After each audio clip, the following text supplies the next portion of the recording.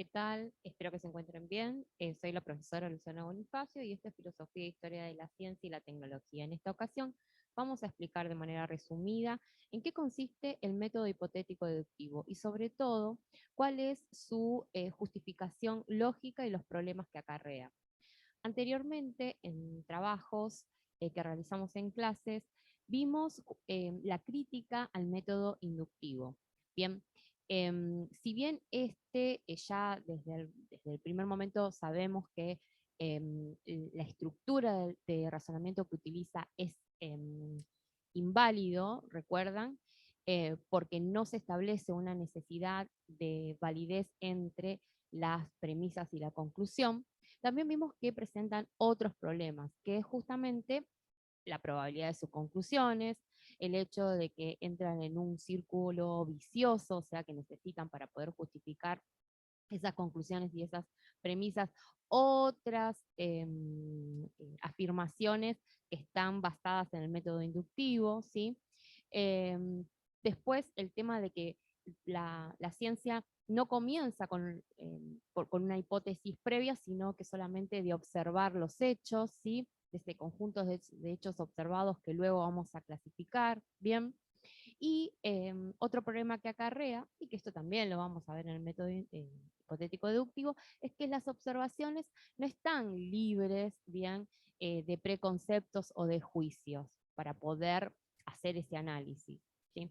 Bueno, entonces, ante esta dificultad del método inductivo, Hempel, ¿sí? Otro epistemólogo, Carl Hempel, trata de proponer otro método hipotético, que es el método hipotético deductivo, que va a tener otra forma. Ya lo vimos en el trabajo, que justamente a diferencia del método inductivo, el método hipotético deductivo se va a iniciar a partir de que se le presenta un problema y debemos resolver ese problema postulando una hipótesis. Una hipótesis es una respuesta posible, bien, que debo corroborar o debo confrontar con las consecuencias observacionales. Bien, o sea, yo postulo una hipótesis y luego de esa hipótesis tengo que derivar, tengo que deducir consecuencias observacionales que van a ser las que voy a poner a prueba en el experimento. Si se corroboran esos hechos, la hipótesis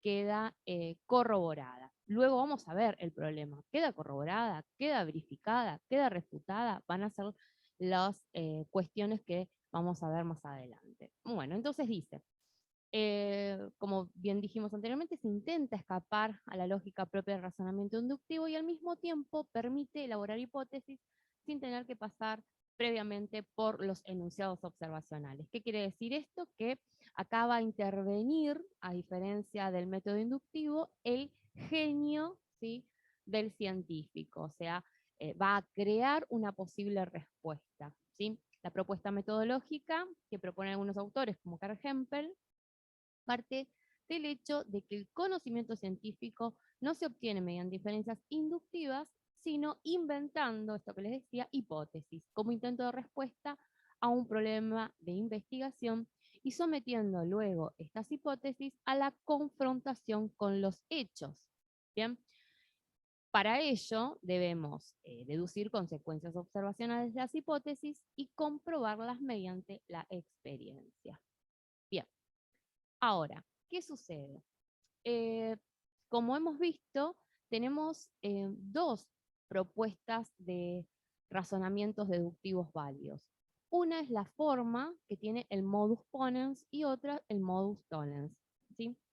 Respecto del modus ponens, se ve que no sirve para proponer, de poner a prueba una hipótesis, porque tal razonamiento tendría la siguiente interpretación. Vamos a verla. Dice, si la hipótesis H es verdadera, entonces se deberá producir determinadas consecuencias observacionales. Bien, fíjense que la segunda premisa es la afirmación de esa hipótesis y la conclusión, ¿sí?, es la afirmación de la consecuencia observacional.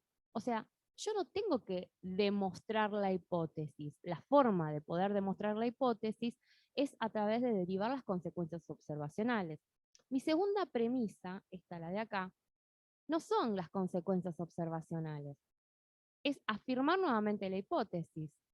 Entonces, esta forma no me sirve, ¿sí?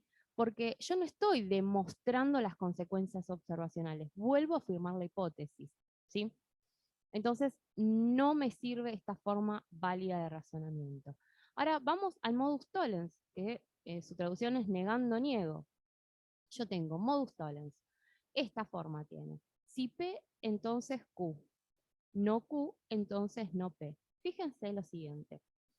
La P vendría a ser la hipótesis. ¿Bien? Q es la consecuencia observacional. Bien, entonces tengo hipótesis antecedente, consecuencia observacional, consecuente. Bien, esto es un condicional. Bien, si P, entonces tengo que ver tal resultado. Bien, ahora, en la segunda premisa, yo niego la consecuencia observacional. Bien, por lo tanto, voy a negar la hipótesis. El modus tollens es un razonamiento válido, ¿sí? Es un razonamiento deductivo válido, pero me sirve únicamente para demostrar la falsedad de la hipótesis. Bien, pero me es imposible decir que es verdadera. No puedo verificar su verdad, ¿sí? Ahora, ¿qué sucede? Si yo quiero verificar la verdad de la hipótesis a través de sus consecuencias observacionales, estaría dentro de un razonamiento, ¿sí?, deductivo inválido, denominada falacia de afirmación del consecuente. Lo que el científico hace es plantear que si la hipótesis propuesta es verdadera, se deben producir ciertas consecuencias observacionales. Y luego trata de probarlas de modo de afirmar la verdad de la hipótesis. Pero con ese procedimiento ya no nos encontramos ante un razonamiento deductivo válido, sino, como bien les decía, ante una falacia de afirmación del consecuente.